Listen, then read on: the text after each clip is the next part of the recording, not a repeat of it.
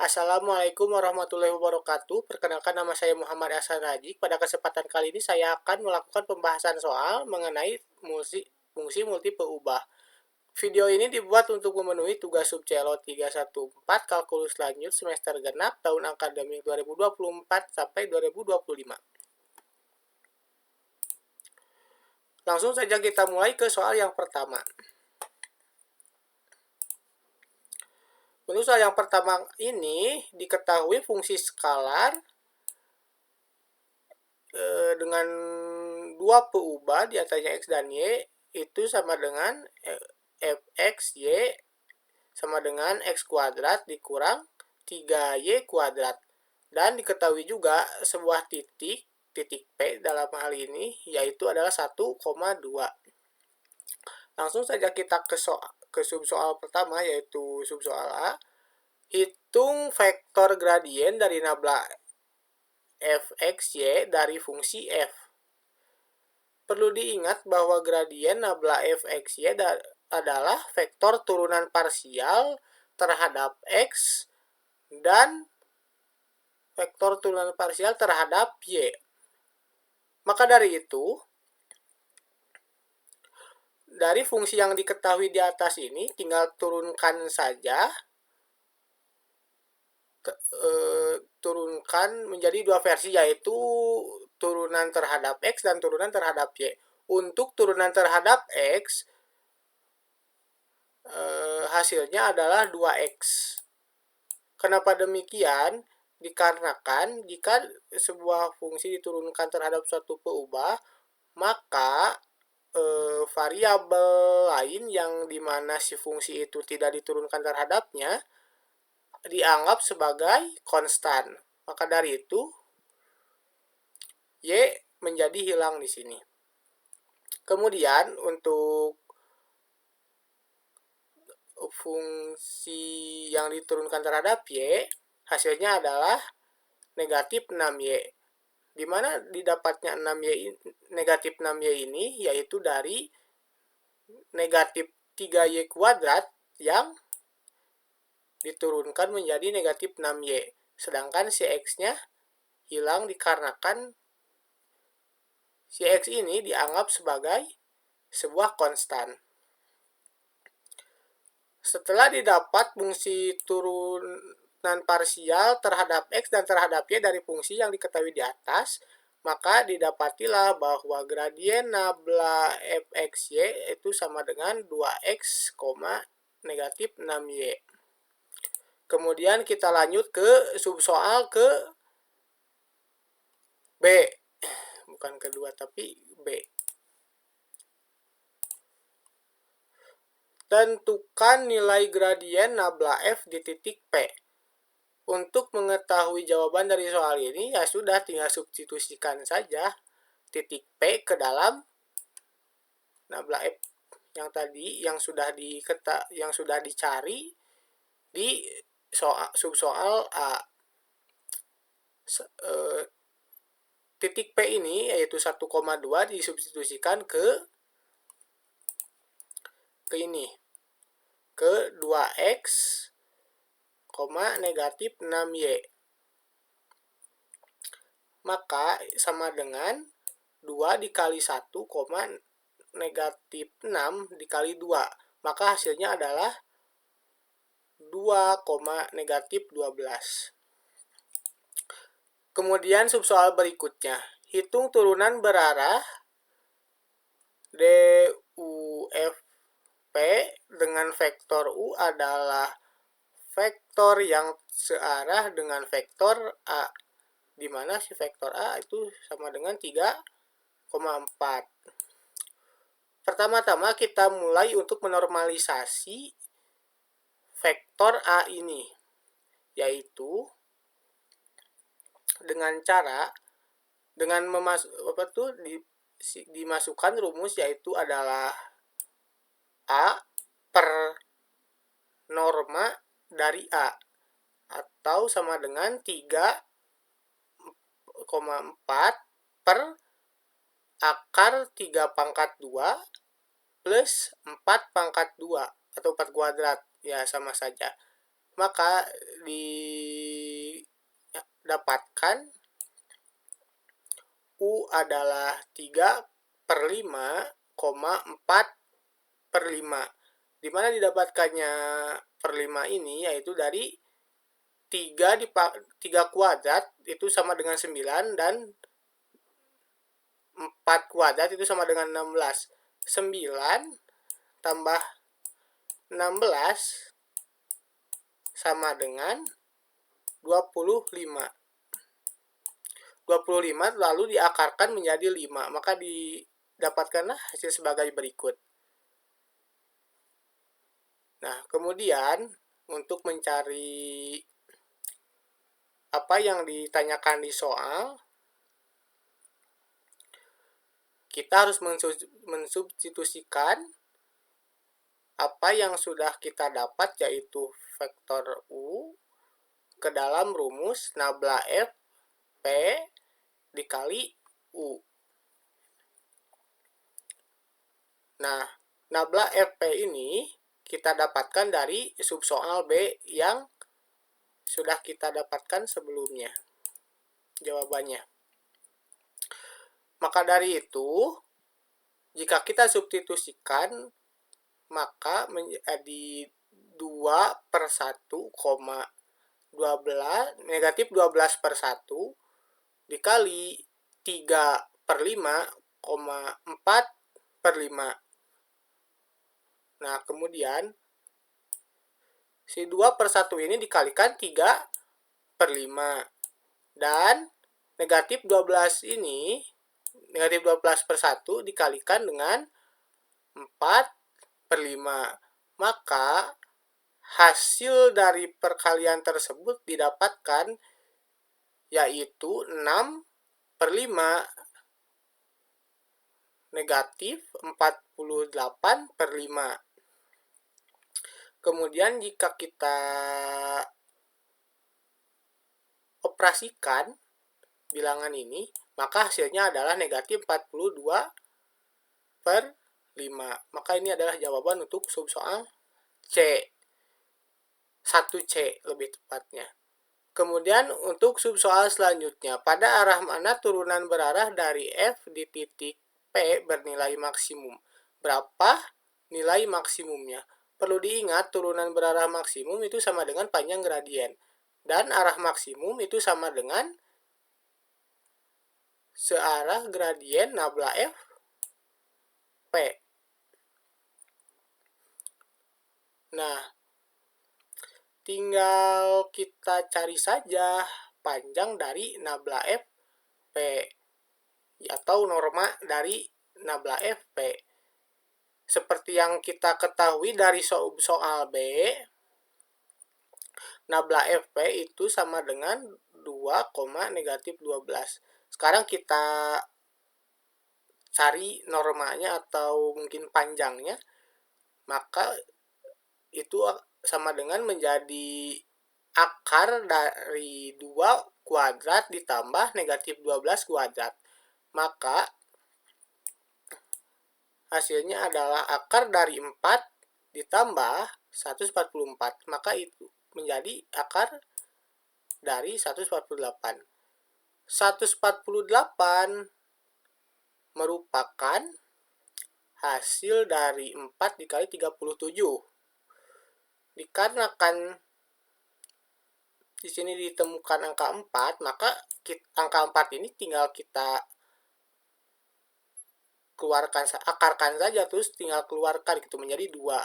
Kemudian di dalam akar sisa 37. Nah, nilai maksimum turunan berarahnya adalah 2 akar 37. Nah, dari pengerjaan soal yang telah dilakukan, maka diketahuilah bahwa arahnya adalah nabla FP dan kemudian nilai maksimumnya adalah 2 akar dari 37. Kemudian lanjut ke subsoal berikutnya. Tentukan arah vektor unit V di mana turunan berada di dVFP sama dengan 0. Jelaskan makna geometrisnya secara singkat. Ingat bahwa turunan berarah sama dengan 0 jika arah V tegak lurus gradien. Dari soal B diketahui bahwa nabla F 1,2 itu sama dengan 2, negatif 12. Sekarang kita tinggal cari vektor dari V sama dengan A, B. Tinggal dicarikan saja. Kemudian kita untuk mencarinya kita kalikan 2, negatif 12 dengan A, B. Hasilnya harus sama dengan 0. Jika telah dikalikan maka didapatilah bahwa 2 dikali 2A dikurang 12B itu sama dengan 0. Bisa disederhanakan menjadi bahwasanya jika misalnya si kedua ruasnya dicoret menjadi dibagi 2, misalnya menjadi A dikurang 6B itu sama dengan 0. Jika A dikurang 6B sama dengan 0, maka A sama dengan 6B. Sekarang kita ambil bahwa B adalah sama dengan 1, maka A-nya adalah 6. Sehingga V-nya adalah 6,1. Sekarang kita cari vektor satuan dari V ini, yaitu dengan cara mencari normanya atau panjangnya. Tinggal dikuadratkan kedua angka 6 dan 1 ini. Jadi kita cari saja akar dari 6 kuadrat plus 1 kuadrat. Maka didapati bahwa itu adalah akar dari 37. Nah, sudah didapatkan dari sana, kita normalisasi dengan cara mensubstitusikan V ini dan si norma dari V ini. Karena si normanya sudah diketahui, maka tinggal masukkan saja. Dan V-nya juga sudah diketahui, maka tinggal masukkan saja menjadi 6,1 per 37. Tinggal dipisahkan saja antara 6 dan satunya menjadi, jadi V satuannya adalah 6 per akar 37,1 per akar 37. Arah vektor V tegak lurus terhadap gradien fungsi di titik P.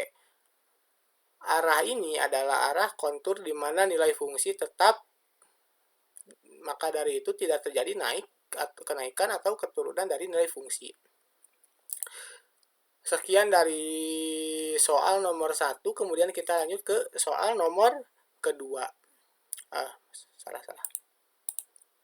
Nah, diketahui sebuah fungsi 2 peubah fxy itu sama dengan x pangkat 3 dikurang 3x tambah y kuadrat.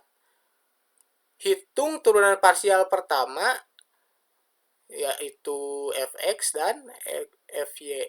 Ini mudah saja, tinggal diturunkan dan si variabel yang dimana kita tidak menurunkan fungsi ini terhadap dia tinggal dianggap sebagai konstan. Berarti untuk fx, berarti si y tinggal dihilangkan, terus y ini, si x ini tinggal diturunkan menjadi 3x, dan ininya dikurang 1 menjadi 3x kuadrat dikurang 3, karena si x-nya hilang. Kemudian jika diturunkan terhadap y, maka kita coret x pangkat 3 dan 3x ini, kemudian sisakan y. Si y kuadrat ini tinggal kita turunkan menjadi 2y. Maka hasilnya adalah untuk turunan terhadap x, parsial terhadap x maksudnya, hasilnya adalah 3x kuadrat dikurang 3. Kemudian untuk turunan parsial terhadap y, maka hasilnya adalah 2y. Lanjut ke subsoal berikutnya. Tentukan titik-titik stasioner fungsi f(x, y).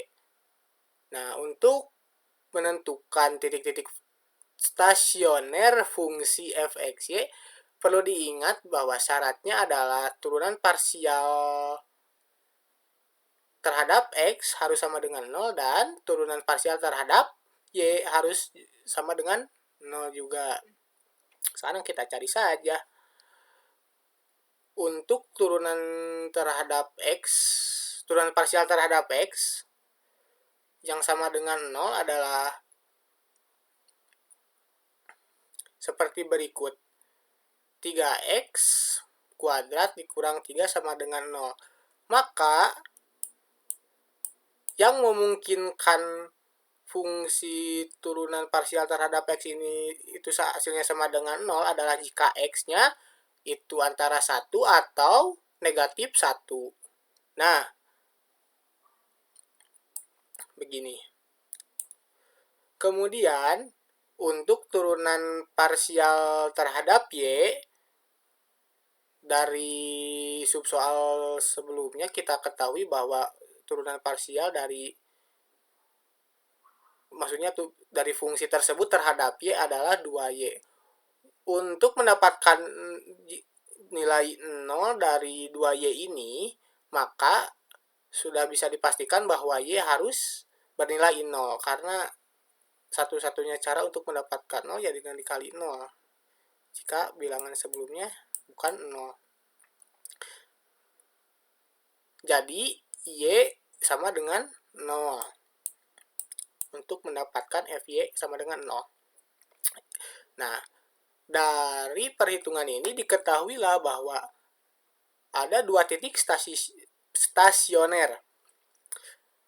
Yang satu adalah jika x-nya sama dengan 1 dan y-nya sama dengan 0. Yang kedua adalah jika x-nya adalah negatif 1 dan y-nya sama dengan 0. Lanjut ke subsoal berikutnya. Sekarang subsoal C. Hitung turunan parsial kedua. Turunan parsial kedua f(x(x), f(y)(y), dan f(x)(y). Nah, untuk yang ini tinggal kita turunkan saja dari fungsi-fungsi turunan parsial pertama yang kita sudah cari dari subsoal A nomor kedua. Nah, diketahui bahwa turunan parsial terhadap x, turunan parsial pertama lebih tepatnya terhadap x, itu adalah 3x kuadrat dikurang 3. Nah, sekarang kita akan mencari turunan kedua dari turunan ini.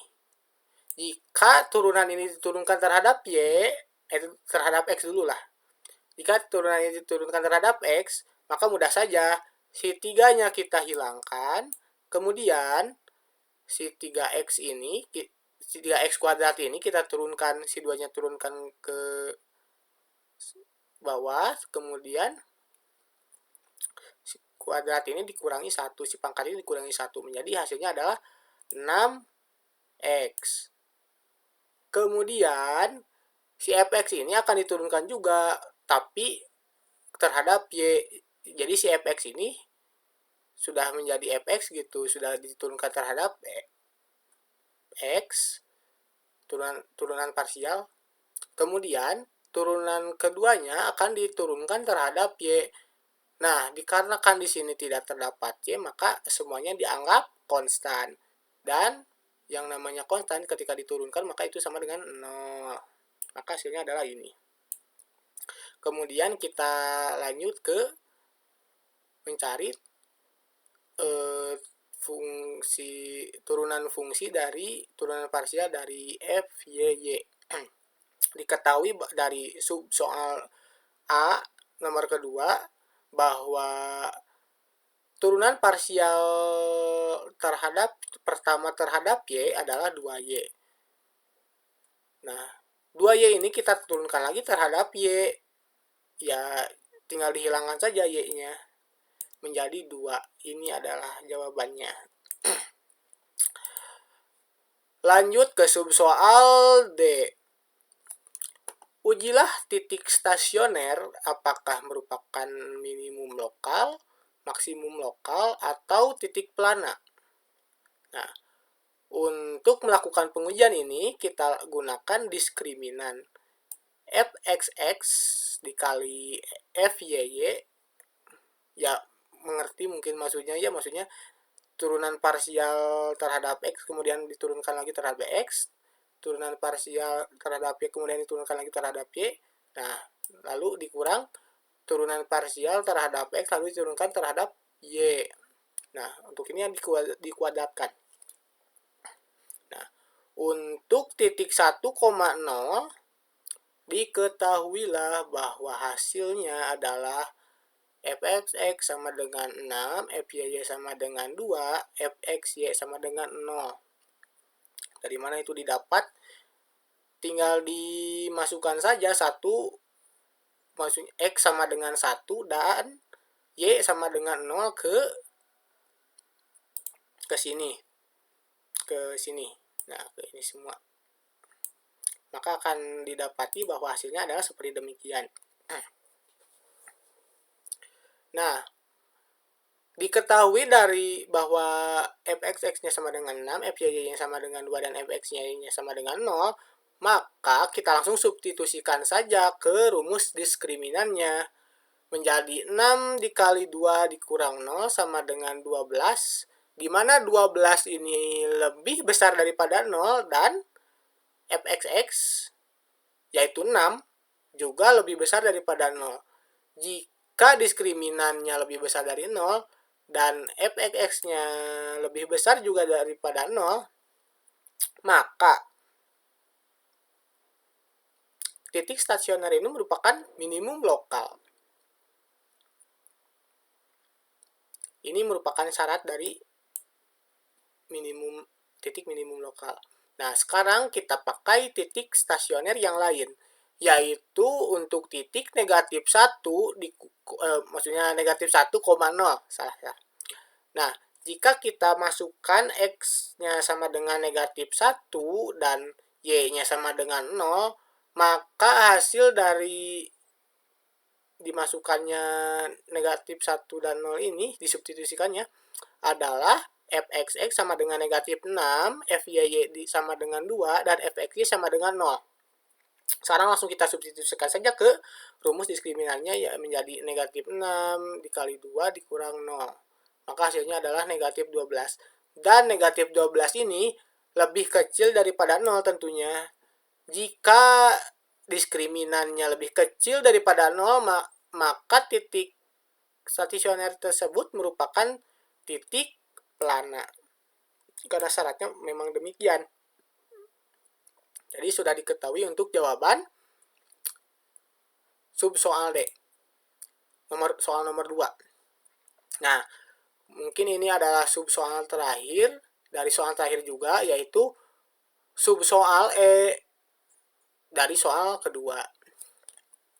Pertanyaannya adalah, jika ada titik maksimum atau minimum lokal, jelaskan apakah titik tersebut merupakan titik maksimum atau minimum global. Nah, ini untuk mengulas lagi bahwa perlu diingat bahwa fungsi yang untuk soal nomor 2 ini adalah x pangkat 3 dikurang 3x tambah y. Diketahui dari soal 2D bahwa tidak ada maksimum lokal, titik maksimum lokal. Sedangkan titik minimum lokalnya adalah 1,0 dan titik plananya adalah negatif 1,0. Sekarang kita substitusikan fungsi titik ini, titik minimum lokal, ke fungsi yang di atas ini, yang dari nomor 2 itu, yaitu 3x, maksudnya x pangkat 3 dikurang 3x tambah y. Kita substitusikan, maka hasilnya adalah menjadi negatif 2. Ya, mungkin ini hanya memasukkan saja gitu, karena memang tidak terlalu signifikan juga, tapi ya kita ujikan saja dahulu, lihat saja dahulu. Nah, Jika diidentifikasi bentuk fungsi yang ini x pangkat 3 dikurang 3x plus y. Nah, diketahui ada bentuk fungsi, ada ini 3x dikurang x pangkat 3 dikurang 3x-nya, sorry, maaf salah, adalah bentuk fungsi polinomial kubik satu variabel, yaitu x doang ya, yang tanpa batas atas dan bawah. Jadi limitnya tuh tanpa batas ke atas ke plus tak hingga sampai ke negatif tak hingga. Nah, sedangkan untuk y-nya sendiri dikarenakan memang yang disubstitusikan ke y adalah 0, jadi ya sudah hasilnya pasti 0. Nah, dikarenakannya itu ya memang karena y-nya 0 gitu di minimum lokal tuh. Nah, jadi limit x ke tak hingga dari fungsi fx, 0, yaitu dari 0 dari sini ya sudah ditentukan yang y pasti 0 dikarenakan memang di minimum lokalnya 0. Limitnya adalah tak hingga, baik ke atas maupun ke bawah, baik ke ke positif tak hingga atau ke negatif tak hingga, ya seperti yang dijelaskan tadi. Nah, maka dari itu fungsi ini tidak mempunyai minimum global. Jadi titik minimum lokal bukan titik minimum global, dikarenakan memang batasnya tidak hingga, baik positif maupun negatif. Jika misalnya kita substitusikan angka 1 ini dengan angka yang lain, misalnya angka 100 gitu, ya akan lebih besar gitu pastinya. Angkanya akan membesar dan sampai kapanpun ya akan tetap membesar. Atau mungkin jika negatif akan mendekati ya ini, akan menuju tak terhingga, baik positif ataupun negatif. Nah, sekian yang mungkin bisa saya bahas dari pembahasan soal kali ini. Terima kasih atas perhatiannya. Mohon maaf karena mungkin banyak kesalahan. Wassalamualaikum warahmatullahi wabarakatuh. Bismillah kalkulus.